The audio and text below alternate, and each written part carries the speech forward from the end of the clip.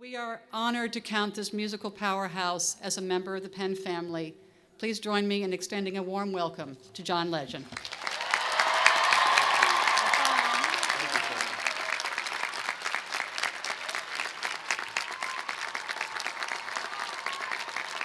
Thank you. Wow, it's exciting to be here.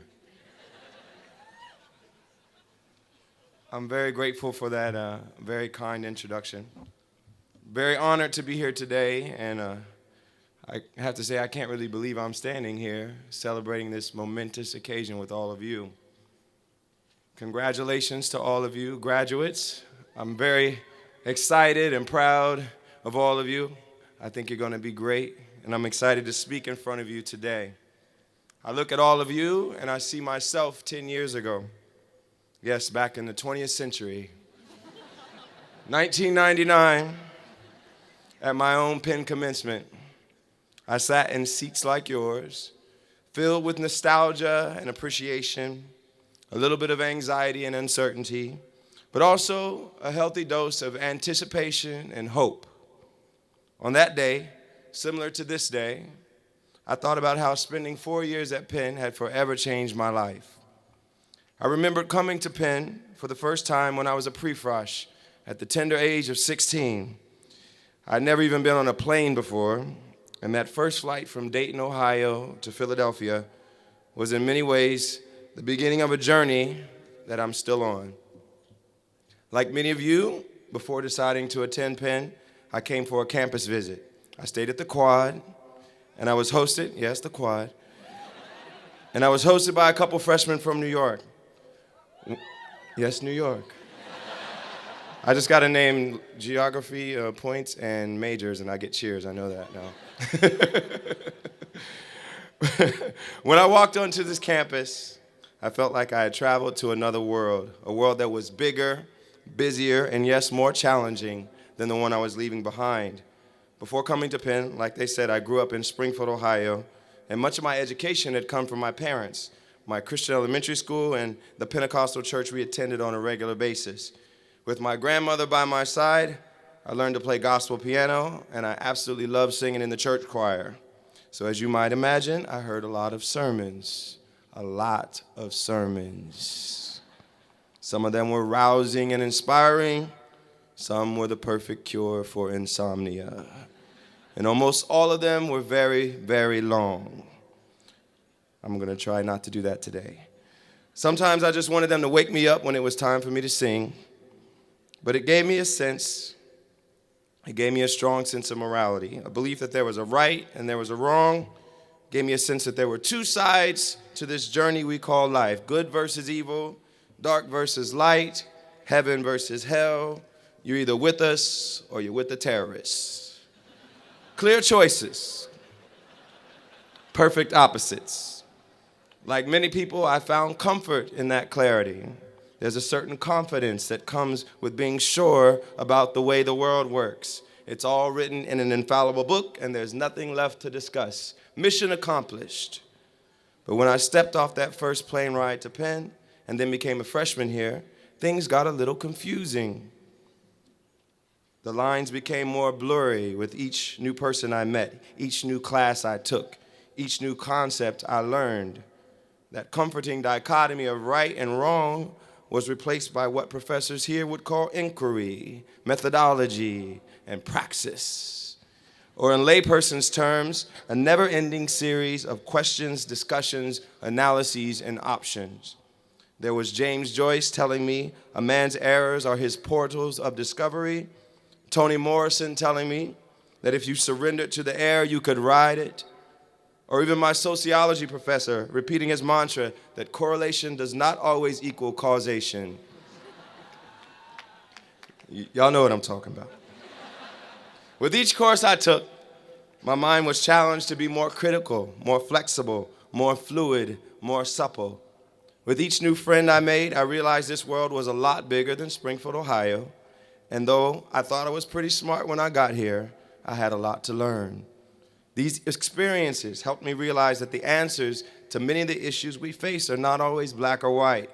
The answers very often lie in that gray area. It helped me realize that searching for the truth is a process. It's a journey. And now more than ever, even more than when I graduated 10 years ago, what our country needs, what our world needs, are more people who are committed to the process of finding what my friend Cornel West calls the unarmed truth. Now, I don't want to get too preacher-like. I don't want y'all to leave here thinking that was a hell of a long sermon. Wake me up when it's time for him to sing.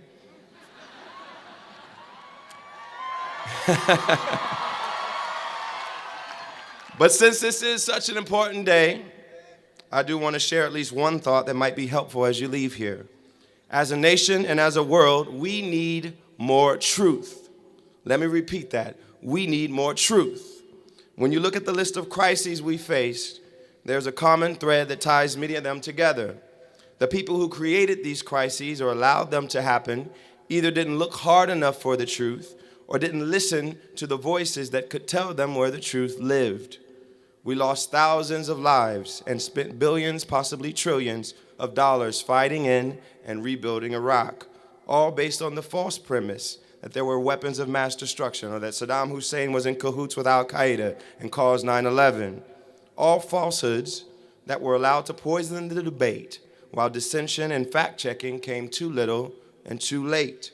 We spent trillions of dollars bailing out banks with phantom profits that were selling financial products whose values had no grounding in reality. The fact that some of them didn't even understand their own product didn't stop them from getting millions of people to buy into it. Meanwhile, the regulators and the press failed to ask the right questions and bear witness to the house of cards until it had already collapsed. From the war in Iraq to credit default swaps to the internet bubble to the real estate bubble, too often we got caught up in the hype and failed to see the real truth. Too often in business and in government, people are rewarded for having the answer that the person they report to wants them to have. Yes, sir, we can provide mortgages to people who have no down payment and can't afford the monthly payments.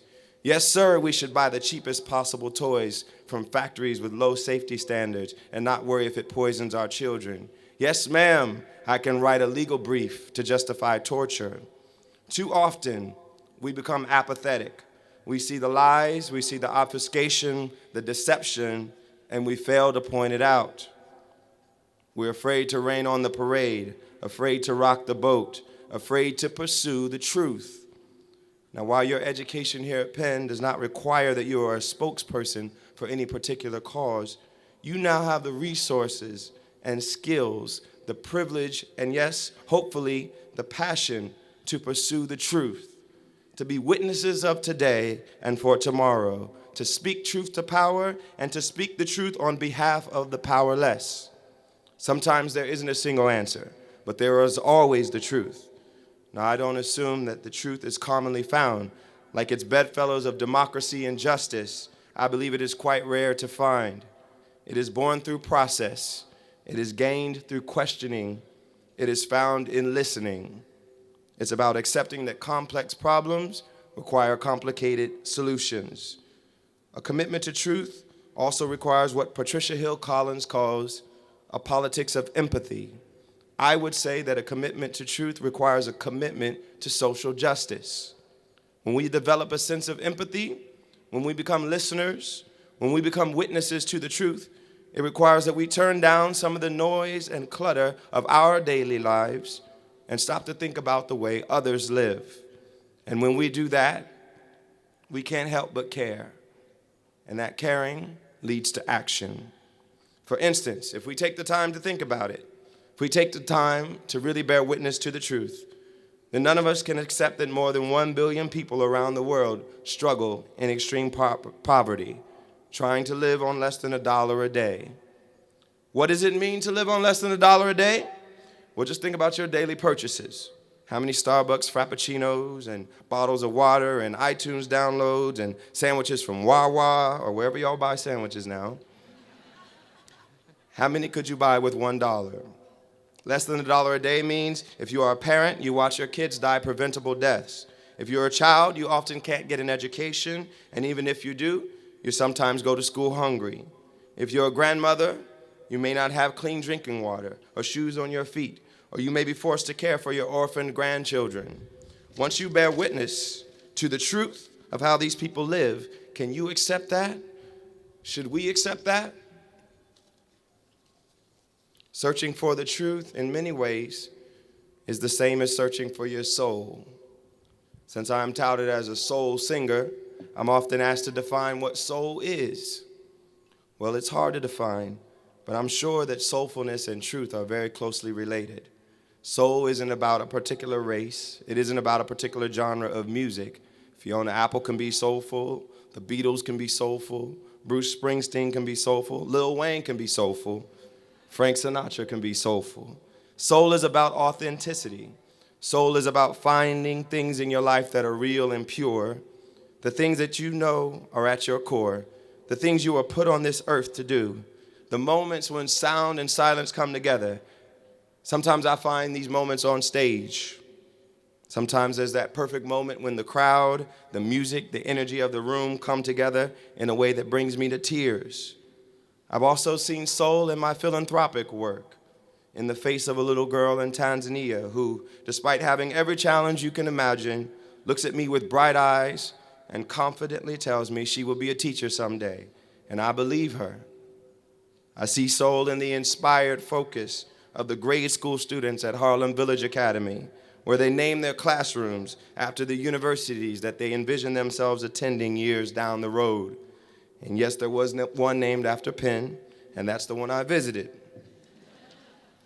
I even saw soul in a certain candidate for president of the United States, someone who had the courage to be honest with the American people and believed that we, after years of being misled and presented false choices, were ready to hear the truth in all its complexity and nuance.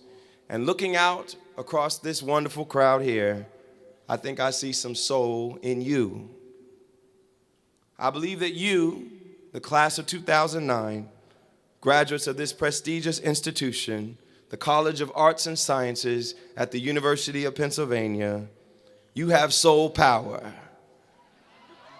Yes, you do. No matter what careers or hobbies you pursue after leaving here, do them with soul. You are empowered to be great leaders. You are equipped in your jobs, your hobbies, your relationships. You are equipped with the ability to think critically, to listen attentively, to navigate the gray areas, to read between the lines, to bear witness, and to lead in the pursuit of truth. You have knowledge. Knowledge is power. And as my late grandfather would say, or as the freedom fighters of the civil rights movement would sing, if you know the truth will set you free. The truth will set you free someday.